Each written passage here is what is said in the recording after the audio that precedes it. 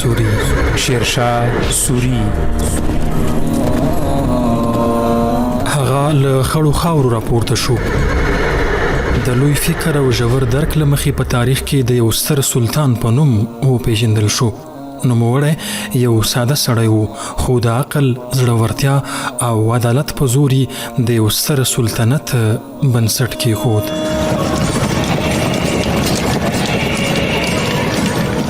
شیرشاه سوری نه یوازې یو جنګیالی و، بلکې یو اصلاح کوونکی رهبر او خلکو ته د زړونو سلطان و. شیرشاه سوری دغه تاریخي ناول هره دوشنبه او سه شنبه د شپې له 10 تر 10:30 او بیا ځلې تکرار یې هره چهارشنبه او پنجشنبه د شپې له 10:30 تر 11 بجو له حریت رادیو اوریدلی شئ. شیرشاه سوری شیرشاه سوری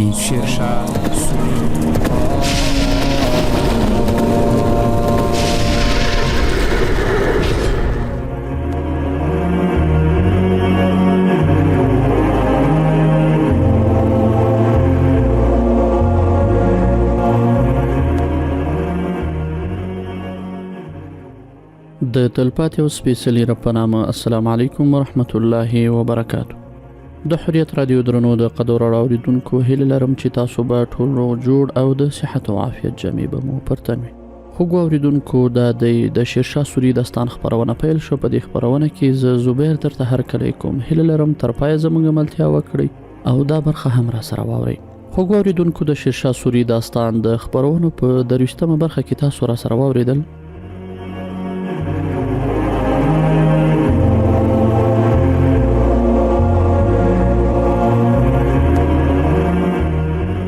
څو شېبې وروسته دوی درې واړه د لویې دروازې ترڅنګ په یو لوی تالار کې د جلال خان په مخ کې ناست وو.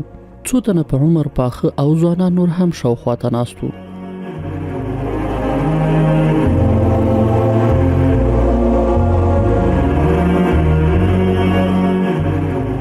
خوږو اوریدونکو په دې برخه کې تاسو را سره اورئ. جلال خان پوښتنه وکړه، د کلا نه مو بشپړ احوال اخیستی دی؟ یو د شناوۍ ګیرې خاوند جلال الدین جالو چې شیرخان د جلال خان مرستیال ټاکلی و ویل 25 تنه شهیدان او تر 60 زیات ټپیان لرو. 8 کورونه بشپړ او تر 10 پورې لږ او ډېر ویجاړ شوي دي. د ټپیانو مغم خوړلی دی. د غلي یو ګودام لږ زیانمن شوی و، بیرته رغېدلی دی. د دروازو اورونه مړه شوي دي، په رغولو یې کار روان دی. د دروازو د سرونو مټونه بیرته له اوبو ډک شوي دي. جلال خانه، الله دې په ټولو رحم وکړي. تر پرون خو یو څه کم دي، خو د دښمن د توپونو سمه چاره په کار ده. بیا یې زیاته کړه، زما درنو مشرانو او همزولو، زه داسې فکر کوم چې سبا ته به دښمن یو ځل بیا خپل بخت وازمایي، په کلا به یرغل راوړي. که سبا نه وي بل سبا به خامخا دا کار کوي، ځکه چې پوهیږي چې په توپونو نه دغه کلا بشپړ ورانولی شي او نه یې نیولی شي. موږ باید د دوی د پلیو او سپرو د یرغل لپاره مناسب تیاری ونیسو. په خرپ او ترپ جګړو کې مو د همایون پوځیانو ته مرژوبله واړوله او دا مو ور وښودله چې دلته لا میړونه شته دي. د کلا په دروازه لومړی برید هم ښه په خوند مات شو. تر 1.5 زره ډېر کسان یې ووژل شول. وسلې او اسونه یې موږ ته ښه په کار راغلل. هغه څو شېبې چوپ و، بیا یې زیاته کړه، زه داسې فکر کوم چې هغوی به دا ځل ښایي له 4 لورو پر موږ یرغل راوړي. یوازې په یوه دروازه به برید ونه کړي. موږ باید د 4 واړو دروازو د ساتنې او دفاع تیاری ولرو. خو که دښمن له یوه یا 2 لورو برید وکړي، موږ به د هغو مناسب ځواب ورکړو. خو په نورو لورو کې زما نقشه دا ده چې له دروازو ور ووځو او د دښمن په پړاوونو بریدونه وکړو. د عمر تندی وځلېد، وی ویل په شیدو د رحمت شه، ډېره ښه خبره ده. د چنارګړ پخواني سالار میر احمد خان په خپله ګیره لاس راتېر کړ.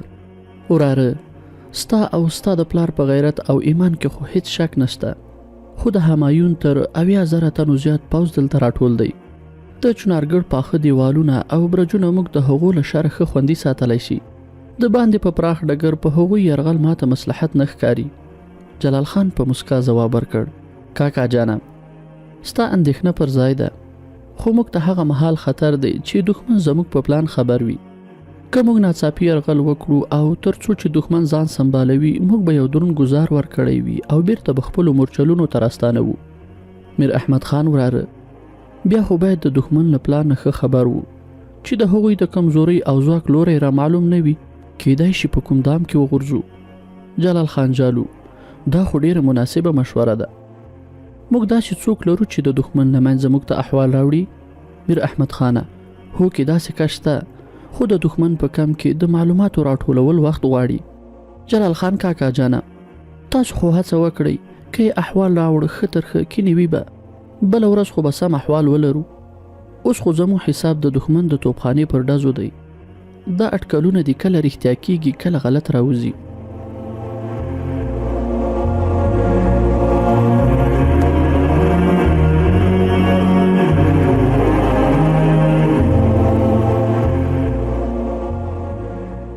میر احمد خان جګ شو او له غونډې ووت. کوم نیم ساعت وروسته بیرته راغی. وی ویل: 2 تنه مې واستول، ان شاء الله تر سحر لمر ختو پورې به یو احوال راوړي. له یو څه نور مشورو وروسته پر دې توافق وشو چې که تر سهاره زموږ ملګرو معلومات راوړل بیا به هماغه مهال تصمیم نیسو. که د هغوی درک معلوم نشو نو توکل پر خدای له یوه اړخه به په دښمن یرغل وروړو. ونډه ړنګه شوه. سهار مانځه مهال سوړ شمال چلیده. په فضا کې لا هم د باروتو او سکرو بویونو سپږمې تخنولې. میر احمد خان د جلال خان خیمې ته ورغی. هغه په لمانځه ولاړ و چې سلام یې وګرځاوه. ورته ویې ویل: وراره جانه، متاسفانه زموږ یو تن د همایون پوځیانو نیولی دی.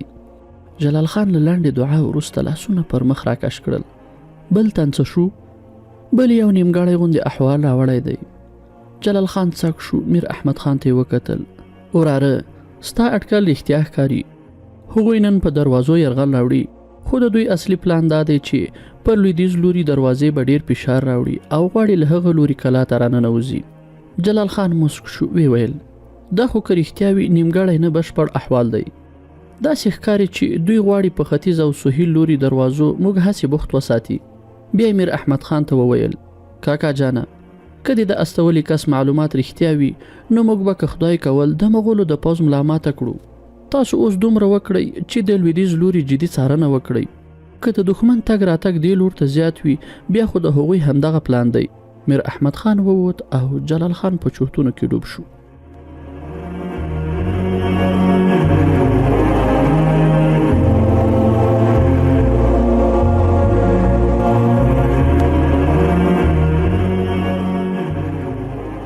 تر لمر ختو مخکې د مغولو له کمپه بیا توپونه وغړمبېدل.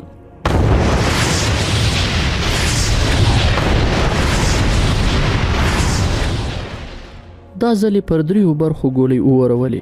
په ختیځ او سهیل لوري دروازو او د شمال د دیوال پر هغه برخه چې پاسینۍ برخه په پرونیو ډزو کې نړېدلې وه.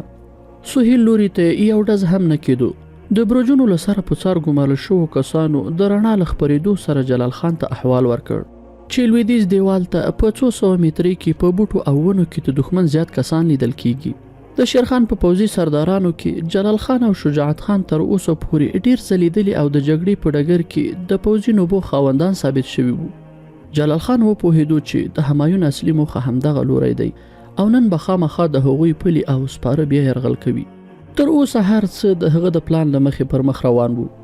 جلال خان په خپل سپین آس پښه واړوله.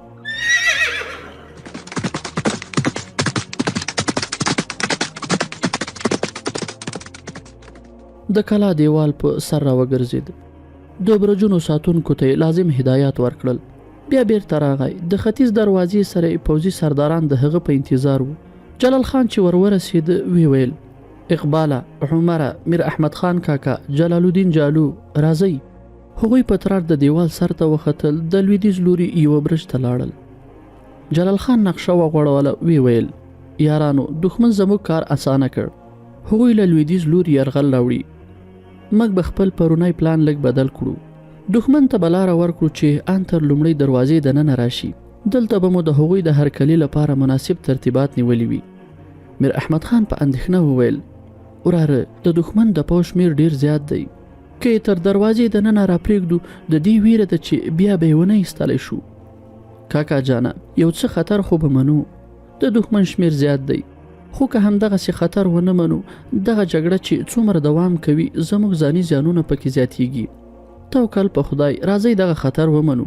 جلال الدین جالو وویل: بیا خو زموږ ډیر ځواک باید همدلته د بهرنۍ او دننه دروازو ترمنځ په مورچلونو کې ځای پر ځای شي.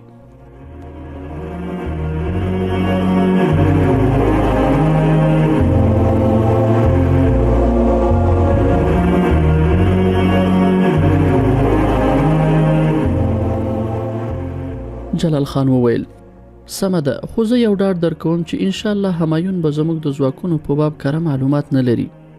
د هغوی 4 تنه زری مو نیولې دي، دروازې مو تر څار لاندې دي، هغوی په تیاره کې دي. دا زموږ یو د بریا چانس دی. د توپونو ډزې له هماغسې روانې وي. یوه ګولۍ راغله، پر همدغه برج ولګېده چې دوی پکې په سلا بوخت وو.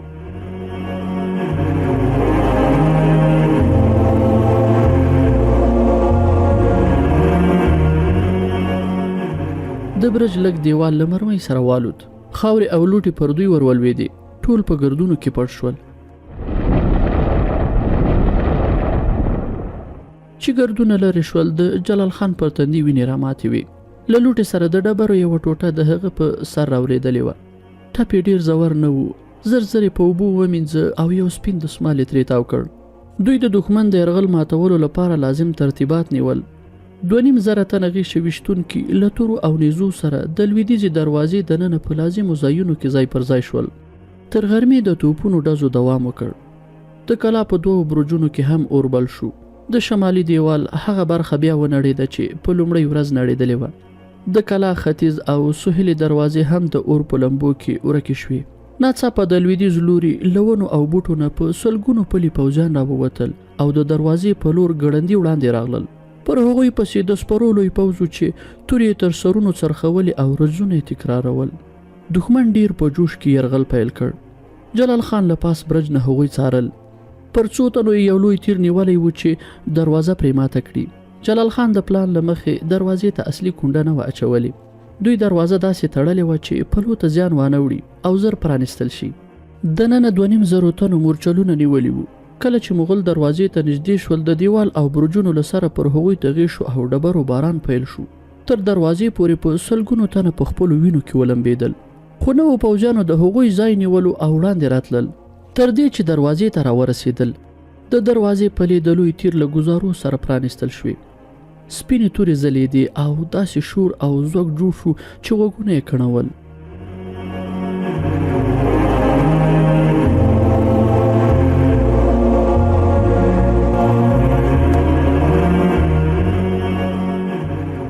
تر 2,000 تنو زیات پلي او سپاره به له لویې دروازې دننه ننوتلي وو.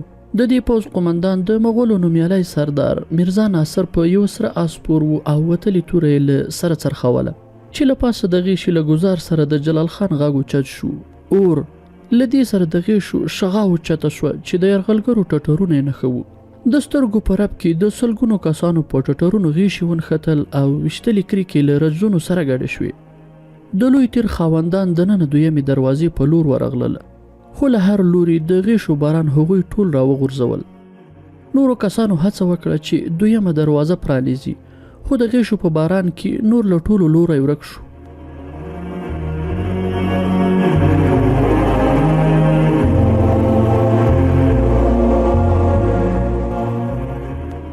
مرګونه په نڅاوو، تورې پړکېدلې، نیزې وځلېدې او د اسونو د ششنېدا غږ پکې ورک شو. میرزا ناصر خپلو غیښو ویشتونکو ته د اور امر وکړ. په څو شیبو کې سلګونو کسانو غیښې په لیندو کې کېښودل، د سترګو په رپ کې اور ورکړ.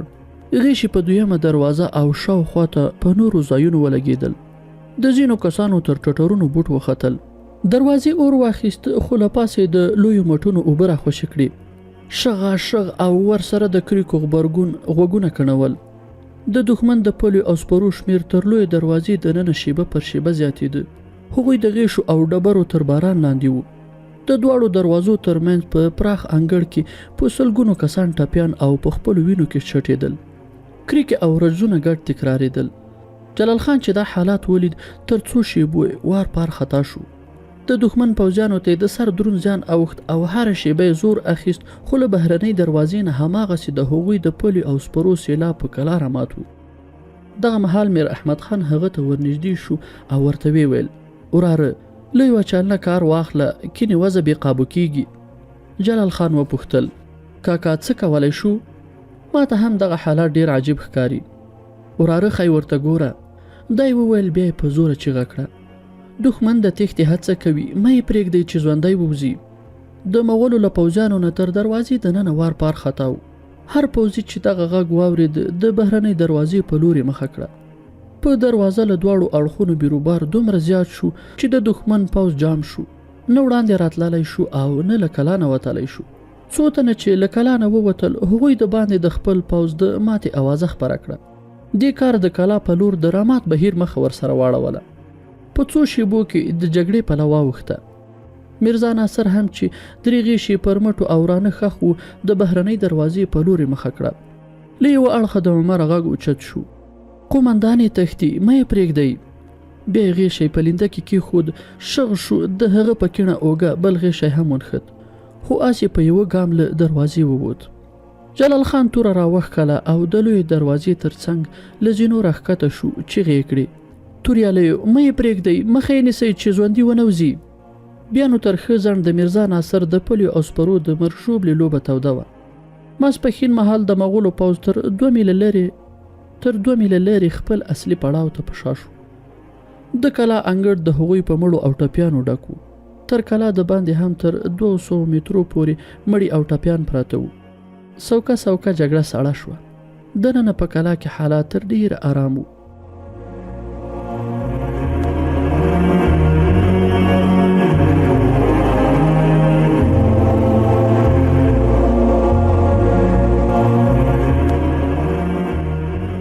د جلال خان پوځیانو د دښمن ټپیان یو ځای ته راټول کړل او په ټپونو یې پټۍ ورکېښودې.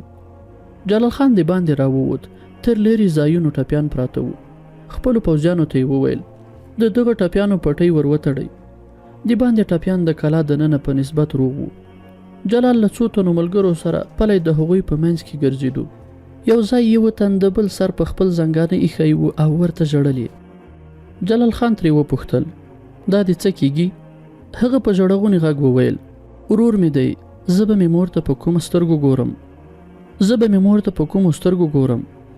دواړه ټپیان وو، خو هغه یو سخت ټپي وو له ټټرې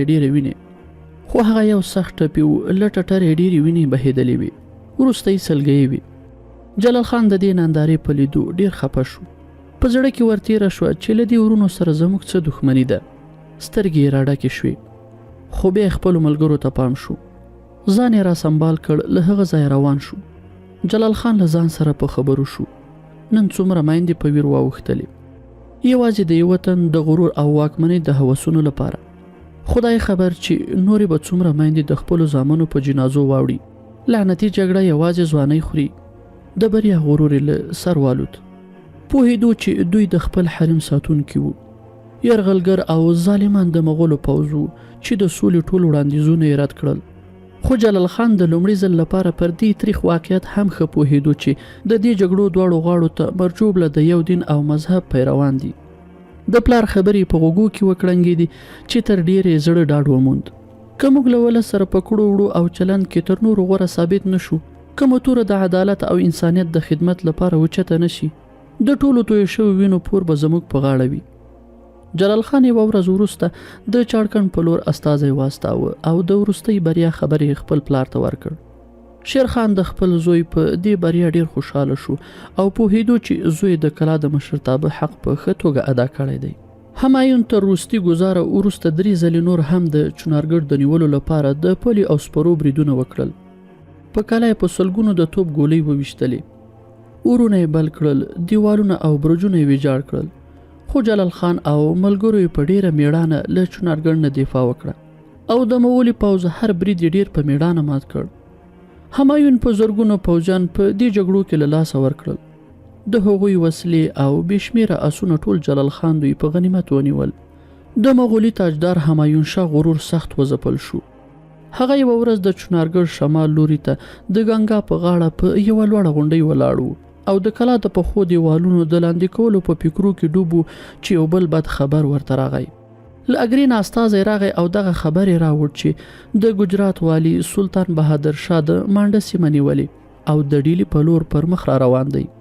همایون چې دغه خبر واورېد وپوهېدو چې په لومه کې راښکیل شو.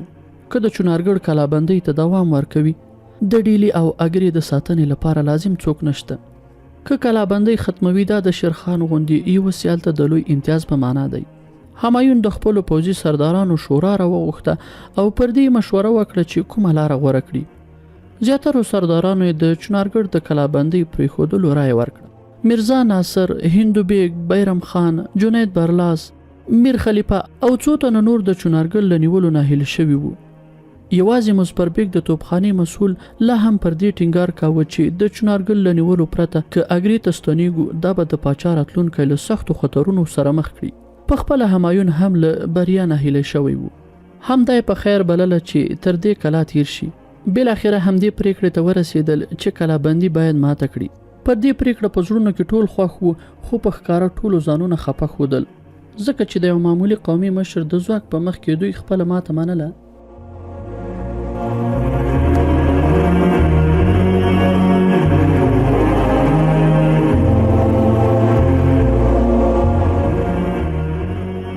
دا یې غرور سره ډیره نه لګېدله.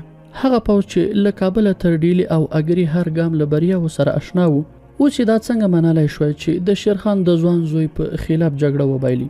ټول ځوړن سرونه ناست وو، داسې ښکارېدله لکه پر شاهي خیمه چې د ویر او ویرې پیریان ناست وي. همایون لا د کلابندۍ ماتولو حکم نه و کړی چې یو پیردار یې خیمې ته ورننوت. له درناوي او سلام وروسته یې وویل د شیرخان استازی دربار ته د راتلو اجازه غواړي. د همایون او پوځي سردارانو ساګانې په ټټرو کې وچلېدې. تندي یې وپړقېدل. د شیرخان له لوري د استازي راتللی یو لوی زیری ګاڼه. سمدستي پیردار ته حکم وکړ رایه وله. پیردار ووت.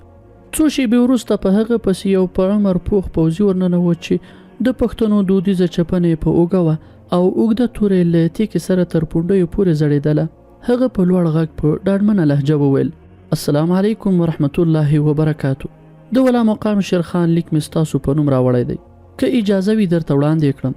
همایون شاه د سر په اشاره اجازه ورکړه. بیا هغه د چپنې له جیبه یو کاغذ راویست.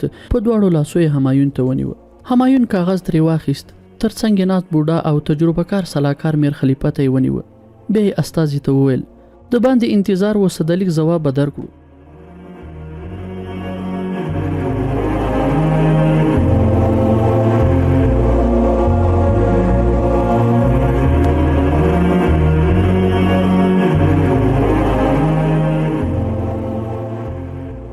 د حریت رادیو درنو اوریدونکو، د شیرشاه سوري داستان دا برخه په همدې ځای پای ته رسیږي. تر بیا راتلونکي خپرونې مو زه زبیر پلوی او بخونکي رب سپارم. ښه وخت، ښې چارې ولري. الله مو مل شه.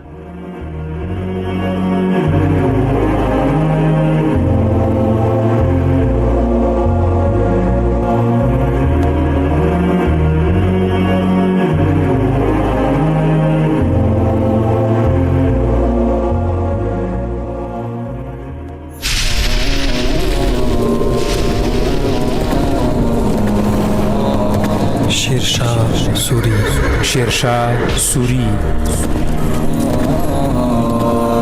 هغه له خړو خاورو راپورته شو. د لوی فکر او ژور درک له مخې په تاریخ کې د یو ستر سلطان په نوم وپېژندل شو. نوموړی یو ساده سړی و، خو د عقل، زړورتیا او عدالت په زور یې د یو ستر سلطنت بنسټ کېښود.